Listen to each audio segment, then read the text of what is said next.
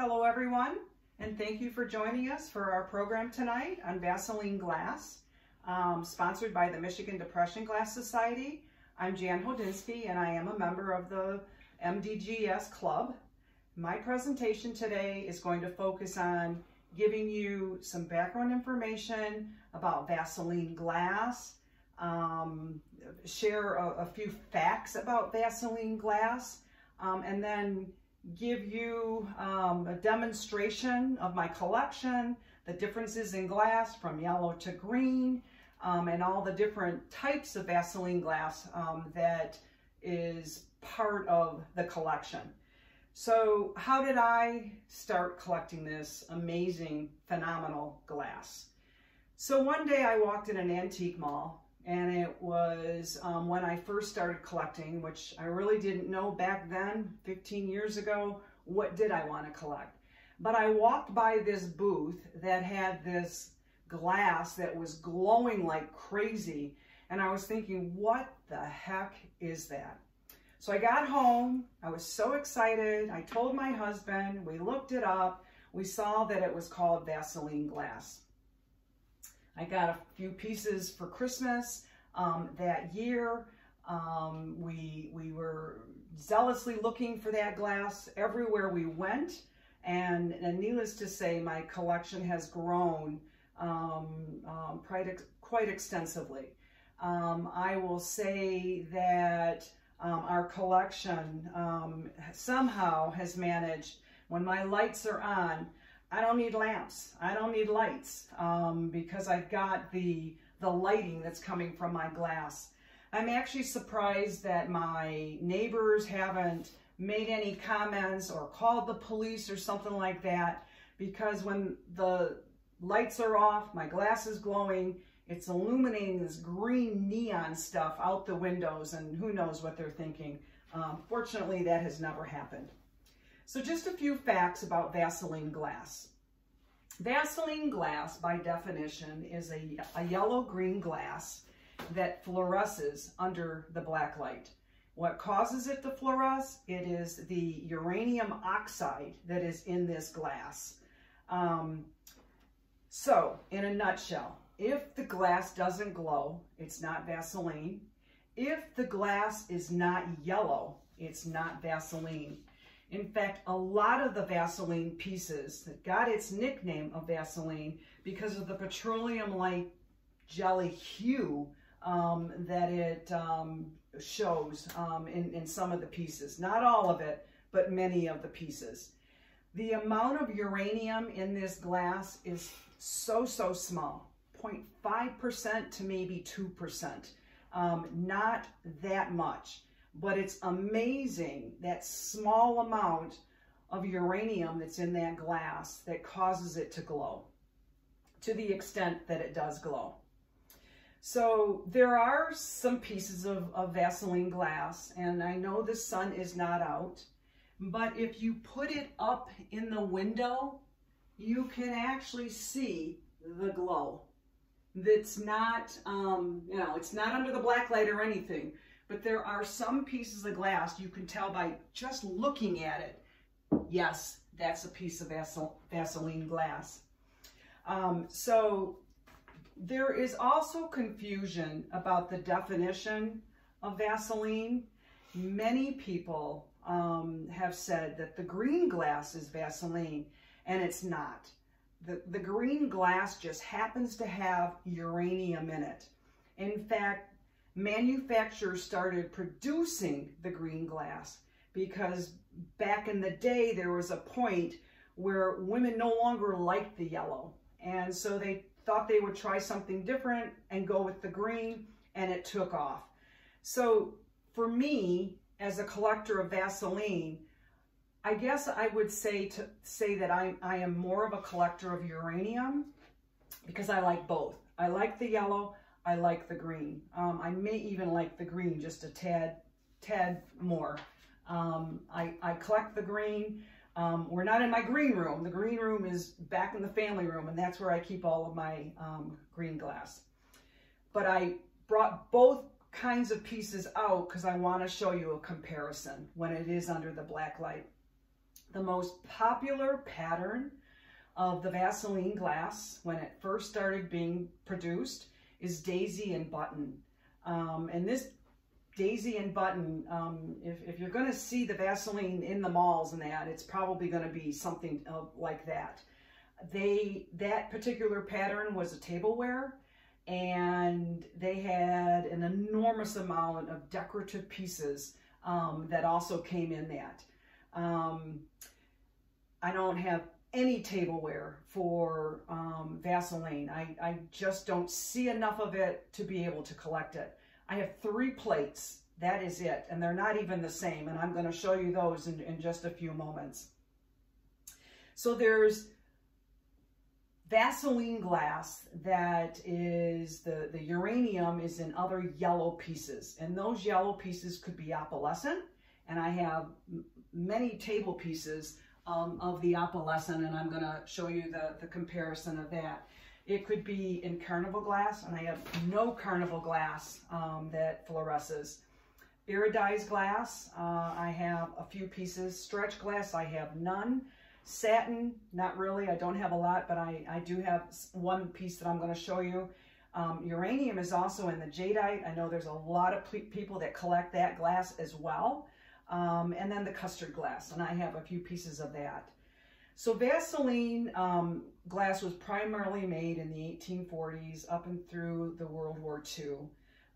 In its heyday during the Victorian period, the 1880s to the 1920s, is when a lot of this Vaseline was produced. In 1905, I guess the women decided they don't like yellow anymore, and so it was no longer vogue, and people stopped buying it for the most part. It was just no longer considered popular. And so unfortunately, by the World War II, 1942 and beyond, the government banned the sale of uranium to civilians, to the manufacturers. And so there was no Vaseline glass being generated from 42 until like the mid-50s. But when they lifted the ban, Vaseline took off like there was no tomorrow. In fact, the #1 producer of the Vaseline glass back in the 50s was Fenton, and we're all familiar with Fenton. And one of their biggest hot-selling items was the hobnail. And more than likely, we all have some hobnail in our collections. There are so many manufacturers that produced Vaseline glass that there's no way I can identify all of them. A lot of my pieces are with US Glass, Northwood, Fenton, Cambridge, Fostoria, Duncan & Sons, Dugan, Imperial, and those are just to name a few. You know, there are so many others. The books were just pages and pages of the manufacturers, and it's because it was so darn popular. And what I don't understand is it was so popular, and they produced so much of this glass. It's scarce. It's rare. I can't find it anywhere. Again, I can't even put a table setting together. Majority of my pieces, if not all of my pieces, are decorative pieces. Patterns, the same thing. There are so many patterns that I could identify that there's just too many to name at this point. So as I mentioned, daisy and button is the most popular. You got basket weave, you got coin spot, you got dolphin, you got hobnail, you got maple leaf. Moon and stars was another big collection for Vaseline. You've got Sanibel. You've got the variety of the opalescent glass. So there's just way too many to name at this point. Vaseline glass is no exception when it comes to having reproductions made. Yeah, they're everywhere. Molds were sold, resold. Companies started coming out with the various pieces of Vaseline. So it's not any different than the buyer's beware market. You just got to know what you're looking for. And some you can find in the books what pieces were reproduced.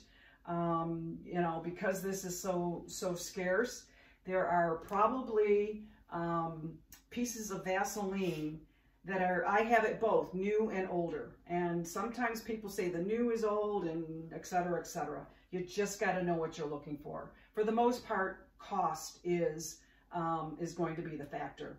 So that being said, I just want to go over some of the differences of the glass. And I've got my light glass up front, and I've got my darker glass in the middle of the table. And you will see that there is under the light, and I'm going to take an Astro Jefferson bowl, and I'm going to put it up against a piece that's darker. This is light, this is dark, and when it's under the black light, you really can't tell the difference. So the shade of what comes out under the black light, sometimes it is deeper and darker. Most of the time, it just all blends in. I'm going to also take a yellow candlestick and a green one. Here's my yellow, here's my green. When they're both under the black light, you can't see a whole heck of a lot difference. They're just deep in color, and one's light, one's dark. So the shade of the yellow often doesn't make a difference. So right here is my buttons. My daisy and button pattern, have several pieces of that. No collection of Vaseline would be complete without it. I've got the variety of the different opalescent glass. Here's my husband's favorite, the Clark Teaberry gum stand, which I think we have two of these. We've seen only a few over time. And then let me move down to the green. Again, it all has uranium in it. It's not Vaseline, but it as a collector of uranium, that's what we look for. And so let me start with my two gravy boats, but they're called Chippendales. One is green, one is yellow.